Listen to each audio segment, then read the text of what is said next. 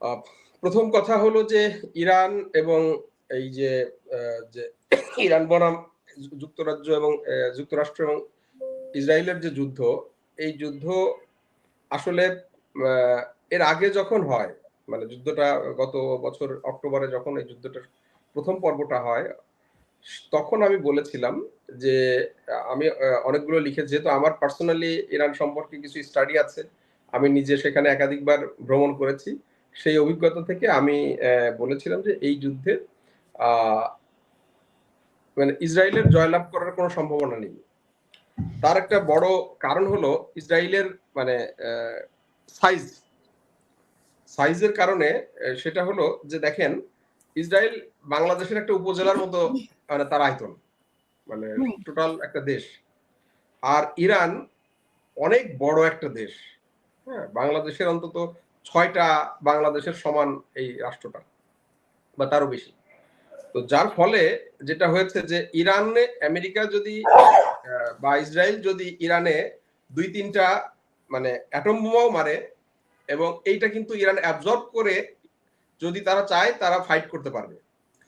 কিন্তু ইসরায়েলের পক্ষে মানে ইরানের যে এখন যে ধরনের ক্ষেপণাস্ত্র মানে নিক্ষেপ করা হচ্ছে, এই জাতীয় ক্ষেপণাস্ত্র 300-400-500 হজম করা সম্ভব না তার রাষ্ট্রের সাইজের কারণে। এবং আমি যখন মানে ইরানে গিয়েছিলাম, তখন আমরা ওদের সামরিক জাদুঘরে মানে ভ্রমণে গিয়েছিলাম। তখন তাদের যুদ্ধনীতি নিয়ে কিছু কথাবার্তা আমরা প্রশ্ন করেছিলাম। ওখানে কিছু রিটায়ার্ড জেনারেল যারা দায়িত্বে ছিল, রিটায়ার্ড আর্মি অফিসার, তাদের কাছে কিছু প্রশ্ন করেছিলাম। তারা যে জবাবগুলো দিয়েছিল আমরা এগুলো তার বাস্তবায়ন দেখতে পাচ্ছি। তাদের একটা জবাব ছিল যে দেখেন, আমরা ইসলামী বিপ্লবের পর থেকে প্রতিদিন রাস্তায় বেরিয়েছি এই ভাবনা নিয়ে যে রাস্তায় আমাকে ইসরায়েলি মিসাইল আমার বা বোমা আমার মাথার উপরে আক্রমণ করবে। আমরা রাতে ঘুমাতে গেছি যে আজ রাতেই মানে ইসরায়েলি বিমান আমার বাড়ির উপরে বোমা ফেলবে। এই যে তার প্রতিদিনের থ্রেট, এই থ্রেট থেকে সে প্রতিদিন মানে ভেবেছে কিভাবে এখান থেকে রক্ষা করা যায়, এবং সেই রক্ষা করার জন্য সে কন্টিনিউয়াসলি এক একটা প্রসেস তৈরি করেছে। আজকে যুক্তরাষ্ট্র এবং ইসরায়েল ইরানে যা যা করছে, এইগুলো ইরান জানতো যে ইরান যখন যুদ্ধ হবে সেই যুদ্ধে ওরা কি করতে পারে। হ্যাঁ, হয়তো আপনি বলতে পারেন যে এই যে তাদের যে ইন্টেলিজেন্স যেটা করেছে, হয়তো এই ইন্টেলিজেন্সের অপারেশনটা হয়তো তারা ভাবতে পারে নাই প্রথম পর্যায়ে এবং সেকেন্ড পর্যায়ের প্রথম 1-2 দিন 3 দিন তারা যে মানে গোয়েন্দা সংস্থার মাধ্যমে একেবারে পিন পয়েন্ট টার্গেটেড বিভিন্ন সামরিক ব্যক্তিদের উপরে যে সমস্ত হামলাটা করেছে, এইটা হয়তো তাদের মানে ওই ধরনের ইনফরমেশন ছিল না। কিন্তু তারা জানতো, মানে অর্থাৎ মানে ইরান প্রতিদিনই আমেরিকার হাতে কি অস্ত্র আছে এবং ইসরায়েলের হাতে কি অস্ত্র আছে, এবং সেই অস্ত্র দিয়ে রক্ষা, সেই অস্ত্র সে বিশ্বাস করত যে এই অস্ত্রগুলো আজ হোক কাল হোক একদিন ইরানের উপরে এই বোমাগুলো পড়বে, এই মিসাইলগুলো পড়বে। কাজে এই মিসাইল থেকে, এই বোমা থেকে রক্ষা পেতে আমার কি করতে হবে সেটা তাদের ভাবনা ছিল। দেখেন, এই যে আমরা মানে পৃথিবীর সবচেয়ে ভয়ঙ্কর যে বাংকার বাস্টার যে মানে বোমার কথা বলা হচ্ছে, যেটা B-52 দিয়ে তারা মানে ফেলছে, এই বাংকার বাস্টার আপনার 30 মিটার পর্যন্ত গভীরে যেতে পারে, পাহাড়ি বা পাথরের ভিতরে এটা 18 মিটার যেতে পারে। কিন্তু ইরান এটা জানতো।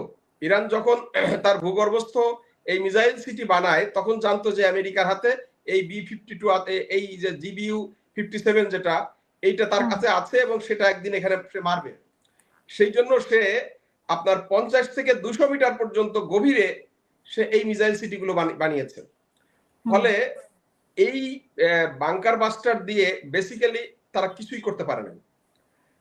এখন যখন আমেরিকা বুঝতে পেরেছে যে এই বাংকার বাস্টার দিয়ে আমি ইরানের ওই মিসাইল সিটিতে যেতে পারবো না, তখন তারা টার্গেট করেছে যে এই মিসাইল সিটিগুলোর যে মুখ, মানে যেদিক দিয়ে প্রবেশ পথ, সেখানে তারা আক্রমণ করছে, সেখানে তারা মিসাইল মারছে। এটাও ইরান জানতো যে ওরা যখন আমার এখানে ঢুকতে পারবে না তখন সে এই মিসাইল সিটির মুখে আক্রমণ করবে। তো সেজন্য তারা কিন্তু আরো অনেকগুলো গোপন মুখ তৈরি করেছে। মানে এই মিসাইল সিটিগুলোর অনেক গোপন মুখ তৈরি করেছে। ফলত মানে আমেরিকা এবং ইসরায়েল তাদের যে যুদ্ধ বিমানগুলো আছে, আপনি জানেন যে ইরানের সবচেয়ে বড় দুর্বলতা হলো তার এয়ার ডিফেন্স সিস্টেমটা একদম নাই বলতে গেলে। যার ফলে মানে ইসরায়েলি যে যুদ্ধ বিমান, আমেরিকান যে যুদ্ধ বিমানগুলো অলমোস্ট বিনা বাধাই ইরানের আকাশে ঘুরছে এবং তারা ঘুরে ঘুরে দেখে দেখে মানে টার্গেট গুলোতে হিট করছে। কিন্তু ওরা জানে না যে এই মিসাইল সিটিগুলোর কোথায় কোথায় মুখ আছে, কারণ এইগুলো কেউ জানে না। ফলত ওরা হয়তো 2টা বা 3টা মুখ বন্ধ করছে, কিন্তু আরো অসংখ্য মুখ তারা তৈরি করেছে। আপনি খেয়াল করবেন, আমরা যারা পৃথিবীতে দেখে এসেছি যে সাবমেরিন থেকে, পানির নিচে থেকে মিসাইল নিক্ষেপ করা যায়, কিন্তু ইরান দেখিয়েছে যেটা বিশ্বে আর কেউ করে নাই, যে মাটির নিচে থেকে সে বোমা মারছে। অর্থাৎ তার যে মিসাইল সিটি গুলো আছে মাটির ভূগর্ভস্থ নিচে, সেখান থেকে সে সাইলো করে একটা আলাদা গোপন রাস্তা করে রেখেছে এবং সেখান থেকে সে মাটির নিচে থেকে হঠাৎ করে এগুলো খুলে যাচ্ছে এবং সেখান থেকে একটা করে মিসাইল উঠে আসছে। অর্থাৎ আমেরিকার যে পরিকল্পনাগুলো করে এখন করছে, এই সমস্ত পরিকল্পনা, এই সমস্ত স্টাডি ইরানের করা আছে এবং ইরান তার প্রোটেকশনে যা যা করা দরকার সেই ব্যবস্থাগুলো নিয়েছে। একইভাবে ইরান কিন্তু সবসময় বলেছে, আমরা যখন ওইখানে গিয়েছিলাম আমাদেরকে বলেছে যে আমেরিকা বা ইসরায়েল যেই আমাদের উপর আক্রমণ করুক, আমাদের কাছে একটাই অর্থ, আমাদের কাছে যখন ওরা আক্রমণ করবে আমরা টোটাল ভূমধ্যপ্রাচ্যের যে সমস্ত জায়গায় মানে আমেরিকা এবং ইসরায়েলের সামরিক ঘাঁটি আছে বা তাদের মিত্র শক্তিদের সামরিক ঘাঁটি আছে, আমরা একসাথে সবগুলো জায়গাতে আমরা এটা হিট করব। এবং তারা বলেছিল যে আমরা প্রচলিত মানে গ্যারিসনের মতো করে সামরিক কাঠামো তৈরি করি নেই। ওরা অর্থাৎ ডিভিশন বা ব্রিগেড আকারে তাদের কোনো সামরিক কাঠামো নাই। তাদের সর্বোচ্চ সামরিক পরিকাঠামো হলো ব্যাটালিয়ন। তারা হাজার হাজার ব্যাটালিয়ন তৈরি করে তারা পুরো ইরানের বিভিন্ন জায়গায় ছড়িয়ে দিয়েছে। তাদের মানে প্ল্যানটা যেটা ছিল সেটা হলো যে আমেরিকা বোমা মেরে যদি আমাদের 100-200 ব্যাটালিয়ন ধ্বংস করে দেয়, তারপরে আমাদের কয়েক হাজার ব্যাটালিয়ন থাকবে এবং সেগুলো দিয়ে আমরা ফাইট করব। এই কাজগুলো কিন্তু এখন তারা করছে। আপনি দেখেন মানে 15টা এই মানে সৌদি আরব, ইউএই, কুয়েত, কাতার, ইরাক, সিরিয়া, মানে মধ্য বাহরাইন, সবগুলো দেশে কিন্তু ইরান বোমা মারছে ওদের ঘাঁটিগুলোতে। এবং সেই ঘাঁটিগুলোতে এই যে বোমাগুলো তারা মারছে, আপনি দেখবেন যে এখন কিন্তু একটা খুব মানে অবাক করা বিষয়, এটা নিয়ে কিন্তু মধ্যপ্রাচ্যের যে সমস্ত দেশের ঘাঁটি মানে বোমা মারছে তাদের কিন্তু খুব বেশি মানে প্রতিক্রিয়া নাই। আমার কেন জানি মনে হচ্ছে যে তারাও এটা মেনে নিয়েছে, কারণ এরা বুঝতে পেরেছে এই ঘাঁটিগুলো তাদের ভবিষ্যতে কোনো প্রোটেক্ট করবে না এবং এটা যে গ্রেটার ইসরায়েল তৈরির অংশ, এবং আজকে যদি এদেরকে না তাড়ায়, আজকে যদি ইরান হেরে যায়, তাহলে ইসরায়েল যে তার গ্রেটার মানে ইসরায়েল তৈরির অংশের মধ্যে এরা পড়ে যাবে, এটা তারা বুঝতে পেরেছে। সেই জন্য কিন্তু আপনি দেখেন কেউই কিন্তু এই দেশগুলো ইউএই বলেন বা সৌদি আরব, কুয়েত, কাতার, এরা কিন্তু কেউই মানে মিসাইল বা যুদ্ধ বিমান পাঠিয়ে ইরানের উপর বোমা মারায় অংশ নেয় নাই।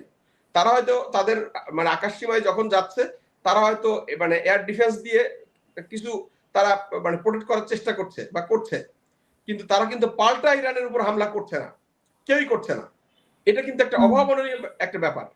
তো তার অর্থ হলো যে এরাও বুঝতে পেরেছে যে আমেরিকা এই ঘাঁটিগুলো আসলে তাদের কোনো কাজে দেবে না, এবং এই প্রক্রিয়ায় যদি আপনি ইরান জিতে যায় বা আসলে জিতে যাওয়ার অর্থটা হলো কি, এখন যে যুদ্ধটা হয় আপনি দেখবেন যে ওইভাবে কেউ পরাজিত হয় না, ওইভাবে কেউ জিতেও না।